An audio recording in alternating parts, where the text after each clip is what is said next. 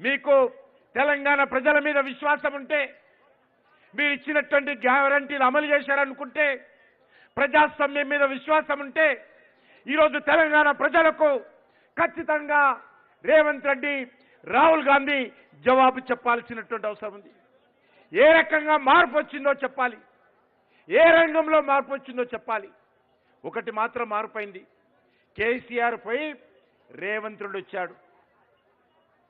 మరి గులాబీ జెండా పోయి చేయి గుర్తు జెండా వచ్చింది తప్ప ఈ తెలంగాణలో ఏ మార్పు రాలా, ఏ మార్పు రాలా. పరిపాలనలో మార్పు రాలా, దోపిడీలో మార్పు రాలా, అవినీతిలో మార్పు రాలా, ప్రజలకు ఇచ్చినటువంటి హామీలు అమలు చేయడంలో మార్పు రాలా, ఏ రంగంలో కూడా మార్పు రాలా. చివరకు పార్టీ ఫిరాయింపుల్లో కూడా మార్పు రాలేదు. ఈరోజు ఈ రాష్ట్రంలో ఫిరాయింపు రాజకీయాలు ఏ రకంగా పెరిగాయో మనం చూస్తా ఉన్నాం. రాజశేఖర రెడ్డి గారు ఉన్నప్పుడు టీఆర్ఎస్ ఎమ్మెల్యేలు మూకముడిగా కాంగ్రెస్ పార్టీలో చేరారు.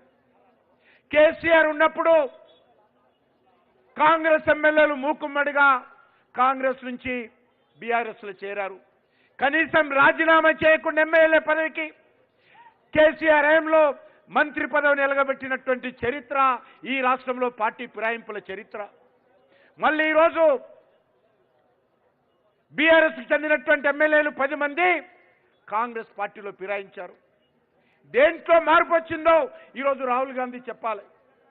ఏ రకమైనటువంటి మార్పుతో కూడినటువంటి పరిపాలన తెలంగాణలో అందిస్తా ఉన్నారో ఈరోజు రేవంత్ రెడ్డి చెప్పాలి. రైతులకు ఇచ్చినటువంటి హామీలు అమలు జరిగాయా? నిరుద్యోగులకు ఇచ్చినటువంటి హామీలు అమలు జరిగాయా? మహిళలకు ఇచ్చినటువంటి హామీలు అమలు జరిగాయా? బీసీలకు ఇచ్చినటువంటి హామీలు అమలు జరిగాయా? ఎస్సీ ఎస్టీలకు ఇచ్చినటువంటి హామీలు అమలు జరిగాయా? తెలంగాణ ఉద్యమకారులకు ఇచ్చినటువంటి హామీలు అమలు జరిగాయా? ఉద్యోగస్తులకు ఇచ్చినటువంటి హామీలు అమలు జరిగాయా?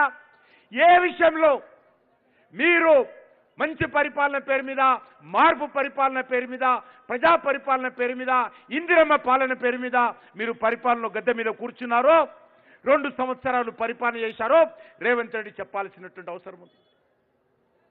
ఈరోజు మీరు గ్రామాల్లో తిరిగి పోలీసులను పెట్టుకొని సభలు పెట్టుకోవడం కాదు, ఈరోజు ఇచ్చినటువంటి హామీల మీద చర్చకు సిద్ధంగా ఉన్నాడా రేవంత్ రెడ్డి అడుగుతా ఉన్నాను. ఈరోజు భారతీయ జనతా పార్టీ తరఫున నేను ముఖ్యమంత్రి రేవంత్ రెడ్డికి సవాల్ చేస్తా ఉన్నాను.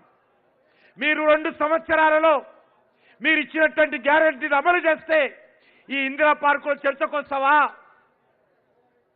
మీ ప్రజాభవన్లో చర్చకు రావాలా? ఒక ప్రెస్ క్లబ్లో చర్చకు రావాలా? రేవంత్ రెడ్డి సిద్ధంగా ఉండాలి, ముందుకు రావాలని కోరుతా ఉన్నాను.